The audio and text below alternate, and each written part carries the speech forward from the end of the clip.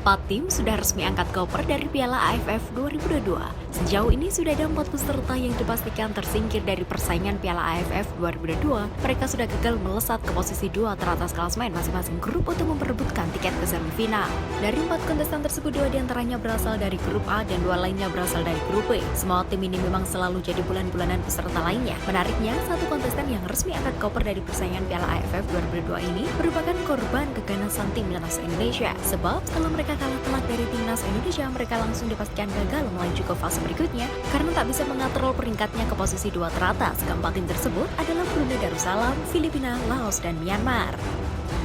Bos PSIS terkesan dengan kualitas 2 pemain asing trial. Chief Executive Officer CEO PSIS Semarang Yoyo Sukawi cukup terkesan dengan kualitas 2 pemain asing yang kini tengah menjalani masa trial atau uji coba. Untuk diketahui, identitas 2 pemain asing tersebut yakni Wellington Petinha dan Rio Fuji. Keduanya sudah bergabung dengan sesi latihan PSIS Semarang sejak pertengahan Desember 2022. Mereka akan menjalani serangkaian tes, mulai dari tes medis, fisik, teknik, hingga kecocokan dengan skema permainan Mahesa Jenar sebelum mendapat kontrak resmi. Yoyo menjelaskan 2 pemain asing yang tengah menjalani masa uji bersama skuad Mahesa Jenar itu memang punya kualitas yang menjanjikan. Hal itu berarti bahwa ada kemungkinan bahwa PSIS akan merekrut pemain tersebut. Artinya ada pemain yang juga akan terdepak dari tim.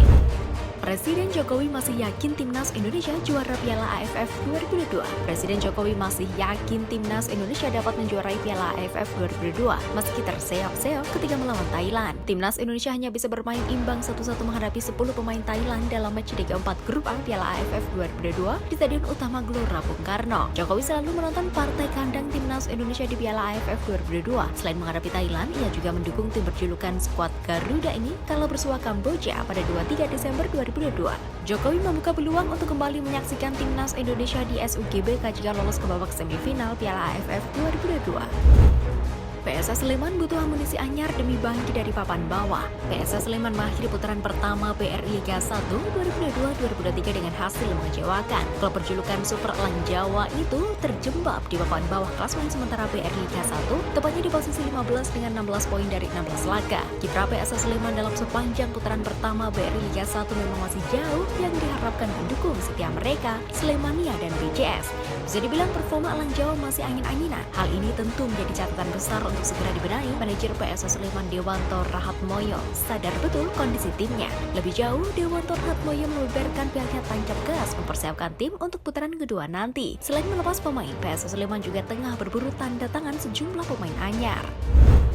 Timnas Indonesia jadi tim terbanyak lakukan pelanggaran. Duel melawan Thailand pada lanjutan Grup A Piala AFF 2022 yang berlangsung dengan cukup keras wajib menjadi evaluasi khusus bagi pelatih Timnas Indonesia Sintayong. Sepanjang pertandingan berlangsung, skuad Merah Putih sudah mencatatkan total 27 kali pelanggaran. Jumlahnya nyaris 2 kali lipat dari Thailand yang hanya melakukannya sebanyak 14 kali. Dengan catatan 27 kali pelanggaran itu, skuad Merah Putih kini melejit ke urutan teratas dalam daftar tim yang paling banyak melakukannya di Piala AFF 2022. Pasalnya secara keseluruhan timnas Indonesia sudah melakukannya 47 kali. Jumlah ini merupakan akumulasi dari 2 laga sebelumnya di Grup A.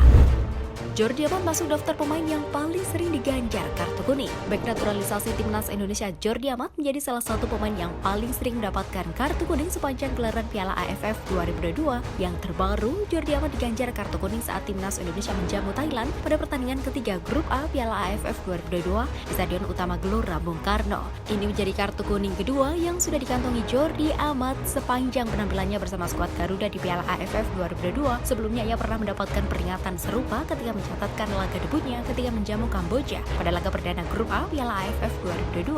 Dengan koleksi 2 kartu kuning tersebut, Jordi Amat menjadi salah satu pemain yang paling banyak mendapatkannya di Piala AFF 2022. Satu-satunya pemain yang mempunyai koleksi serupa ialah bek tengah timnas Kamboja, Kok Boris.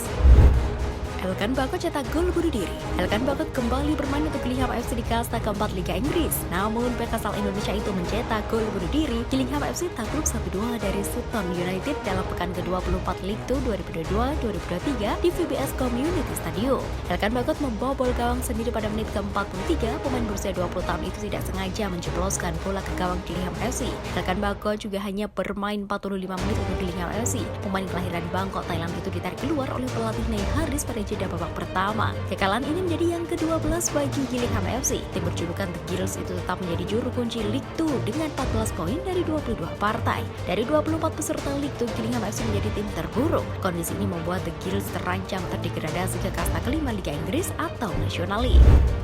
Dimas Derajat segera comeback dengan Persikabo 1973. Kabar gembira datang dari klub peserta BRI Liga 1, Persikabo 1973. Penyerang andalan mereka, Muhammad Dimas Derajat, segera comeback setelah terus berpacu dengan waktu melakukan pemulihan cederanya. Pemain yang telah mengoleksi 5 gol dari 11 pertandingan itu mengalami cedera pada kakinya setelah salah tumpuan pada sesi latihan 2 hari jelang bergabung dengan timnas Indonesia. Akibat cederanya itu, Dimas Derajat harus absen di 6 laga terakhir putaran pertama yang digelar Bubble di Yogyakarta dan Jawa Tengah. Dimas Derajat terakhir bermain di pekan ke-11 melawan Bali United di Stadion Kapten Iwayan Dipta, Gianyar, Bali, 30 September lalu.